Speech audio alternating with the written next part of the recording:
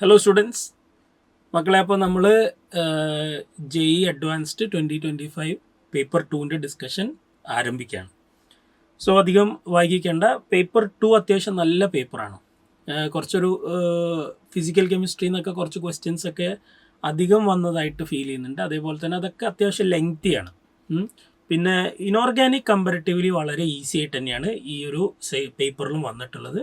ഓർഗാനിക്കിലും ചില സ്ഥലങ്ങളിൽ ചില പ്രശ്നങ്ങളുണ്ട്. അത് നമുക്ക് ഓരോ സ്ഥലങ്ങളിൽ അതാത് സ്ഥലങ്ങളിൽ നമുക്കൊന്ന് ഡിസ്കസ് ചെയ്യാം. ഇപ്പം കഴിഞ്ഞ പേപ്പറിൽ തന്നെ ഉണ്ടായിരുന്ന പ്രശ്നങ്ങളൊക്കെ നമ്മൾ പറഞ്ഞിരുന്നു. അത് IIT കാൺപൂർ വരുത്തിയൊരു മിസ്റ്റേക്കും നമ്മൾ ചൂണ്ടിക്കാണിച്ചിരുന്നു. ഇനി ഈ പേപ്പറിൽ നമുക്ക് അത്തരത്തിലുള്ള എന്തെങ്കിലും ഇഷ്യൂസ് ഉണ്ടോ എന്നൊക്കെ ഒന്ന് പ്രോപ്പറായിട്ട് അനലൈസ് ചെയ്തുകൊണ്ട് പോവാം.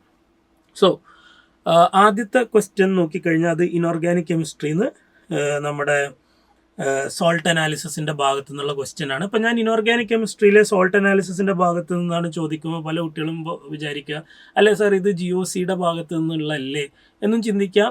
സോ സാധാരണ ഇതിൽ JEE അഡ്വാൻസിന് പഠിപ്പിക്കുന്ന സമയത്ത്, അഡ്വാൻസിൻ്റെ കുട്ടികളെ പഠിപ്പിക്കുന്ന സമയത്ത് സോൾട്ട് അനാലിസിസ് ഒരു ടോപ്പിക്കായിട്ട് തന്നെ മുഴുവനായിട്ട് അവിടെ പഠിപ്പിച്ച് പോകാറാണ് പതിവ്. അത് ഇനോർഗാനിക് വന്നാലും ശരി, ഓർഗാനിക്കിൻ്റെ കേസ് വന്നാലും ശരി, ആനിയോൺസിൻ്റെ കാറ്റയോൺസിൻ്റെ അനാലിസിസിൽ അതൊന്നിച്ചിട്ടാണ് പഠിപ്പിക്കുക. അതുകൊണ്ട് ഞാനിതിനെ സോൾട്ട് അനാലിസിസ് എന്ന് പറയുന്നു, അത്രയേ ഉള്ളൂ, വേറൊന്നുമില്ല കേട്ടോ. അപ്പോൾ നമുക്ക് തുടങ്ങാം. അപ്പോൾ ഇവിടെ ചോദിച്ചിരിക്കുന്ന ചോദ്യം നല്ല ഭംഗിയായിട്ട് വായിക്കുക, കൃത്യമായിട്ട് വായിച്ച് മനസ്സിലാക്കുക, എന്നിട്ട് ക്വസ്റ്റ്യൻ അപ്രോച്ച് ചെയ്യുക കേട്ടോ. അപ്പോൾ നോക്കുക, during sodium നൈട്രോപ്രൂസൈഡ് test. Sodium നൈട്രോപ്രൂസൈഡ് test എന്താണെന്ന് എല്ലാവർക്കും അറിയാം, അല്ലേ? സൾഫൈഡ് അയോൺസിൻ്റെ ടെസ്റ്റാണ്. Of sulphide ion in an aqueous solution, one of the ligand coordinated to the metal ion is converted to. അപ്പോൾ നമുക്ക് അവിടെ സൾഫൈഡ് അയോണിനെ ടെസ്റ്റ് ചെയ്യുന്നത് എങ്ങനെയാണ്? നമുക്കറിയാം, സൾഫൈഡ് അയോണിലേക്ക് നമ്മൾ ഒഴിക്കുന്ന കോംപ്ലക്സ്, ആ കോംപ്ലക്സ് എന്താ? FeCN5NO. നമുക്കറിയാം, അയണിൻ്റെ കൂടെ എപ്പോഴൊക്കെ NO വന്നാലും അത് ന്യൂട്രൽ ലിഗാൻഡ് ആയിട്ട് വരില്ല, അതെപ്പോഴും +1 ഓക്സിഡേഷൻ സ്റ്റേറ്റ് ആണ് കാണിക്കുക. ഇതൊക്കെ നമ്മൾ സാധാരണ പഠിച്ചു വെക്കുന്ന കാര്യമാണ്. ഇത് റിയാക്ട് ചെയ്ത് കഴിഞ്ഞാൽ ഇവിടെ എന്താ സംഭവിക്കുക? NO+ലേക്ക് സൾഫൈഡ് അയോൺ ആഡ് ചെയ്ത് നോസ് ആയിട്ട് മാറും, NOS നോസ് ആയിട്ട് മാറും എന്നൊക്കെ നിങ്ങളെ ക്ലാസ്സിൽ നമ്മൾ പഠിപ്പിച്ചിട്ടുണ്ട്, അല്ലേ? അപ്പോൾ നമുക്കിവിടെ എന്താ കിട്ടുക? FeCN5NOS. ഇതാണ് നമുക്ക് കിട്ടുന്ന കോംപ്ലക്സ്. ഈ കോംപ്ലക്സിൻ്റെ കളർ പേർപ്പിൾ ആണ് എന്നൊക്കെ നിങ്ങൾ പഠിച്ചു വെച്ചിട്ടുണ്ട്, അല്ലേ?